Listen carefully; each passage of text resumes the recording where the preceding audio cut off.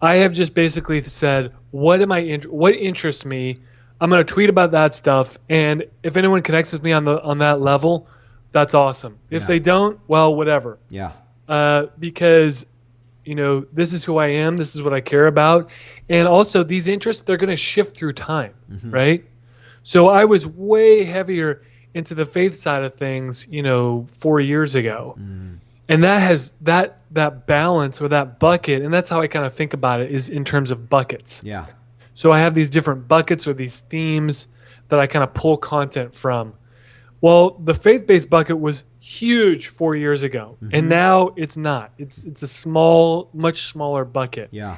Right now, the entrepreneur bucket is huge for me because I'm in, 14 months into building a business, so that's all I'm Hmm. thinking about. It's all I'm talking about. It's Hmm. all I'm studying.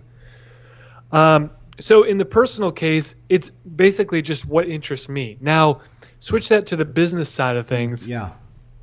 That's where so the business that I'm creating, Think Digital, it has sprung out of one of those personal buckets of interest. Yeah.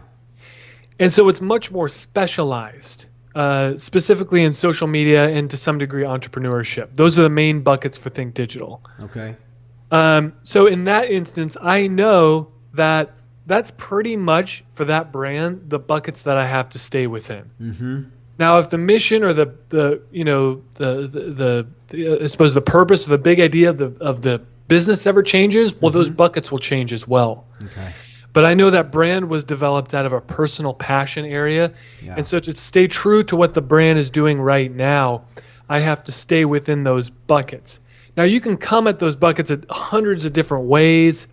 You can look at it a number of different. You can have a bunch of different ways to provide content for those buckets.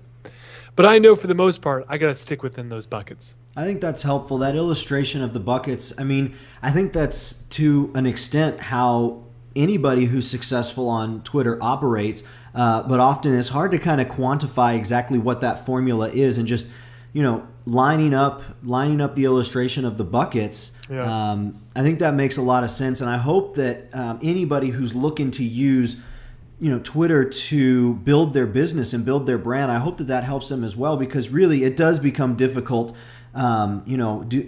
This is interesting to me, but is this really going to be interesting to the people who have chosen to follow me? And Yeah. when you say, well, which bucket does it fit in? And if it doesn't, then it might not be the right platform for it. That's great. So what are some of the